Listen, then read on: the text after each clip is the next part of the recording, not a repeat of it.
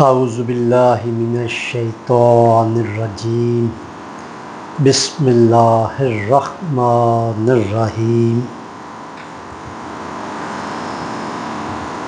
یا بنی اسرائیل اذکروا نعمتی التی انعمت علیکم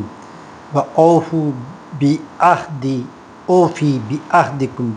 وإیّ فارہبون۔ اے بنی اسرائیل، یاد کرو میری نعمت کو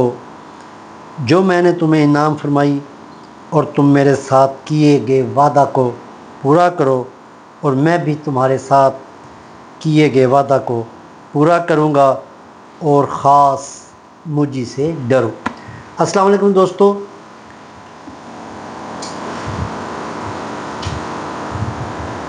ابھی آپ کے سامنے سورہ بقرہ آیت نمبر 40 آیت کی تلاوت کا شرف حاصل کیا، اس کا ترجمہ بھی آپ کے سامنے رکھا ہے۔ یہ ترجمہ میں نے سلطان بشیر الدین محمود صاحب کی کتاب ہے کتاب زندگی، وہ قرآن پاک کی تفسیر ہے، اس میں سے میں نے لیا ہے۔ سوال یہ ہے کہ ہم جب یہ چیزیں سوچتے ہیں اور کوشش کرتے ہیں کہ اس کو سمجھیں، تو سب سے پہلے ہمارے ذہن میں یہ بات آتی ہے کہ جب ہم قرآن پاک کو عربی زبان میں دیکھتے ہیں تو براہ راست تو ہم عربی نہیں سمجھتے، پھر ہم کوشش کرتے ہیں کوئی ایسا ترجمہ کہ جو مستند ہو، یہی کہا جا سکتا ہے، لیکن اس کا بھی ہمارے پاس تو کوئی معیار نہیں، ہمیں نہیں پتہ، کیونکہ ہم جب خود ہی نہیں جانتے، ہم خود ترجمہ کرنے کی صلاحیت سے نہیں ہے ہمارے اندر، تو پھر ہم یہ بھی فیصلہ کیسے کر سکتے ہیں کہ یہ ترجمہ صحیح ہے کہ وہ ترجمہ صحیح؟ اس لیے جو ترجمہ مجھے میسر آتا ہے، اس ترجمے سے جو ہمیں بات سمجھ آتی ہے وہی ہماری سمجھ ہوگی اس آیت کو سمجھنے کے حوالے سے۔ تو آیت 40 جو آیت ہے یہ سورہ بقرہ کی، یہ بڑی بظاہر تو بہت سادہ سی آیت ہے کہ اس میں بنی اسرائیل کو، یعنی کہ بنی اسرائیل ہے یہ اولاد یعقوب کو یہ کہا جاتا ہے، ان کا یہ لقب تھا بنی اسرائیل۔ بنی اسرائیل کا جو میں نے مختلف جگہوں سے اس کو سمجھا ہے وہ یہ ہے کہ یہ جیسے اب عبداللہ عربی میں ہے، تو یہ بنی اسرائیل کا مطلب بھی عبداللہ ہے، یعنی کہ اللہ کا بندہ۔ تو یہ نام حضرت یعقوب علیہ السلام کی وجہ سے پھر یہ پوری ان کی جو قوم تھی یہود، ان کا یہ لقب بن گیا یا ان کی پہچان بن گئی بنی اسرائیل۔ تو بظاہر تو اس آیت میں یہی ہے کہ یہ کہا گیا کہ بنی اسرائیل کو مخاطب کر کے کہ تم میری نعمت کا جو میں نے تم پر انعام فرمائی ہے اس کا جو ہے تم نے میرے ساتھ جو وعدہ کیا ہے وہ پورا کرو، تاکہ پھر میں بھی وہ وعدے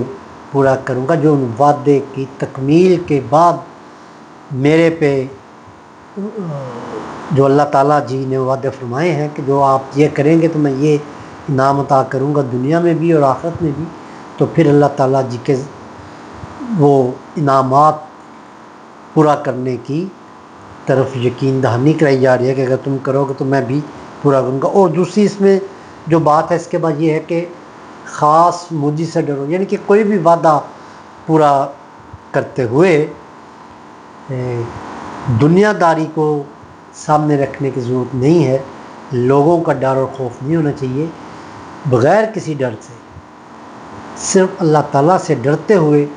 جو اللہ تعالیٰ سے کیا گیا وعدہ ہے اسے پورا کرو۔ اب یہ قرآن پاک کا جو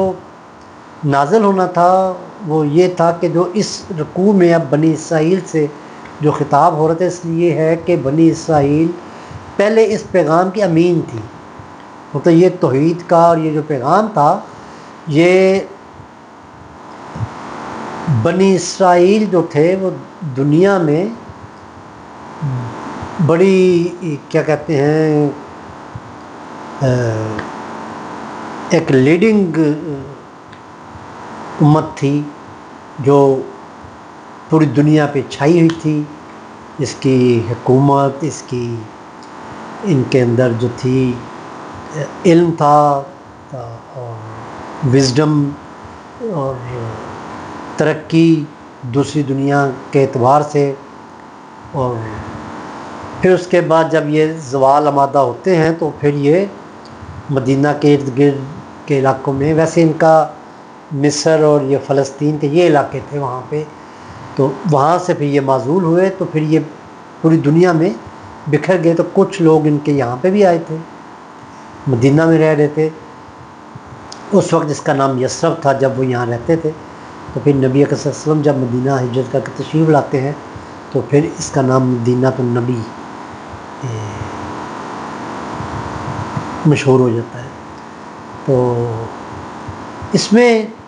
جو مجھے سمجھ آئی تھی بات، جو میں آپ لوگوں کو بتانا چاہتا ہوں، وہ یہ ہے کہ اے بنی اسرائیل، یاد کرو میری نعمت کو جو میں نے تمہیں انعام فرمائی. یعنی کہ اللہ تعالیٰ نے اس امت کو دنیا کی تمام نعمتیں جو تھیں، جس کو ہم خوشحالی کہتے ہیں، پھل ہے اور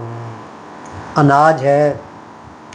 پھر وہ ترقی کے لیے جو آپ کو اللہ تعالیٰ جی عقل اور شعور عطا فرماتے ہیں، اس کی مدد سے پھر آپ ترقی کرتے ہیں سائنسی طور پہ یا دنیاوی طور پہ، جو بھی آپ کو علم حاصل ہوتا ہے اس کی مدد سے آپ اپنی زندگی کو سہولت دینے کے لیے وہ استعمال کرتے ہیں. تو یہ ساری چیزیں نعمتیں اللہ تعالیٰ جی نے کہا ہے کہ یہ اب یہ نعمتیں بھی تمہارے پاس ہیں، اور اب تمہیں یہ وعدہ یاد دلایا جائے. وعدہ کیا ہے؟ ایک تو یہ وعدہ ہے جیسے ہم لا الہ الا اللہ کا اقرار کرتے ہیں، وہ ہر روز ہم بھی کرتے ہیں، سب کے لیے ہے یہ وعدہ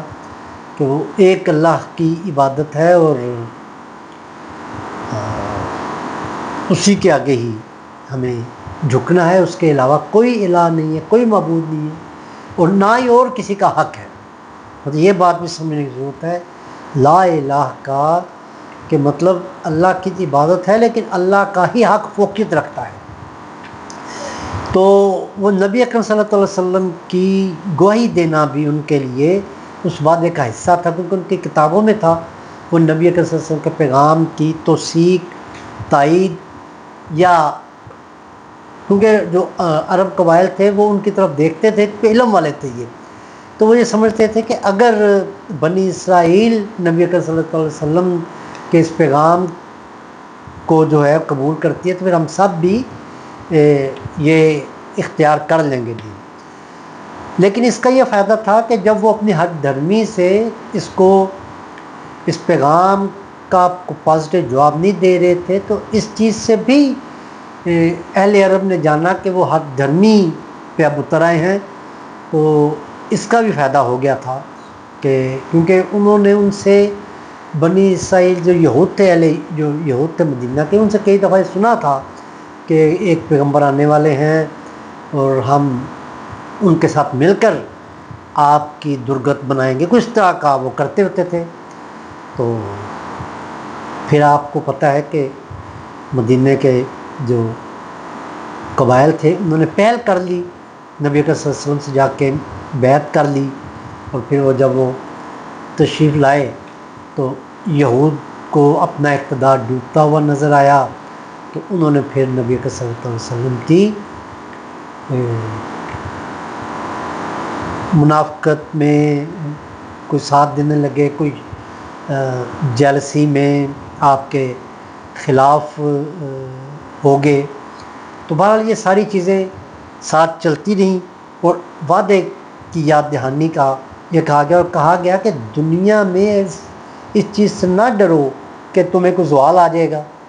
اگر تم اپنا وعدہ پورا کرو گے تو میں آپ کو دنیا میں بھی سرخروئی کا وعدہ ہے اللہ تعالیٰ سے، اور آخرت میں بھی آپ کو سرخرو اللہ تعالیٰ جی فرمائیں گے۔ تو اس آیت سے جو میں سمجھاؤں یہ ہے کہ آپ کو ہر قسم کا ڈر ایک طرف رکھ دینا چاہیے، اور صرف اللہ سے ڈرتے ہوئے جو اللہ تعالیٰ کا حق ہے، جو اللہ تعالیٰ سے ہم نے وعدہ کیا ہے، جو وعدہ یہ تو بنی اسرائیل کی بات نہیں کر رہا، اب یہ بات کر رہا ہوں کہ ہم نے ایک وعدہ اللہ تعالیٰ جسے عالم ارواح میں بھی کیا ہوا ہے، جس کو وہ دوسری کسی آیت میں آپ نے پڑھا ہوگا، آگے آئے گا بھی، کہ اللہ تعالیٰ جی نے ارواح عالم ارواح میں اپنے خالق ہونے کا اور اس کا اقرار لیا تھا، وہ اللہ تعالیٰ جی تو وہ روح آپ کے اندر وہ پیوست ہے وہ وعدہ، تو اگر آپ اس کو غور کریں گے اور سوچیں گے تو یہ بات آپ دیکھ لیں گے کہ اللہ تعالیٰ جی کے سوا کوئی عبادت کے لیے لائق نہیں ہے، اللہ کا ہی حق ہے جو ہمارا خالق ہے، یہ اللہ کا ہی حق ہے کہ ہم اللہ کی جو نبی ہیں، جو رسول ہیں، ان کی جو وہ ہدایت لے کر آئے ہیں اس کی ہم پیروی کریں۔ تو یہ مختصر طور پہ جو مجھے آیا مبارکہ 40 جو وہ سمجھ آئی ہے سورۃ بقرہ کی، میں نے آپ کے سامنے رکھی ہے۔ اگر آپ کی سمجھ میں یہ کسی اور طریقے سے ہے، اور میں خوشی محسوس کروں گا کہ اگر آپ لوگ میری اصلاح فرمائیں، لیکن مجھے تو یہ سمجھ آئی ہے کہ ہمیں وعدہ پورا کرنا ہے اس لا الہ الا اللہ محمد رسول اللہ کا، یہ ہم پورا کریں گے، جو حق ہے اللہ کا وہ اگر ہم ادا کرتے رہیں گے تو اللہ تعالیٰ جی ہمیں دنیا اور آخرت میں سرخرو فرمائیں گے۔ لا الہ کا ایک اور پیغام ہے کہ جتنے بھی لا الہ پڑھنے والے ہیں وہ ہمارے بھائی ہیں، ہمیں ان کا بھی ویسے ہی خیال رکھنا ہے جیسا اس کلمے کا تقاضا ہے۔ وما علینا الا البلاغ المبین۔ دعاؤں میں یاد رکھیے گا، کمی بیشی کوتاہی کو معاف فرما دیجیے گا، اور اگر آپ کو یہ محسوس ہو کہ اس میں میری اصلاح کی ضرورت ہے تو یہ آپ کا فرض ہے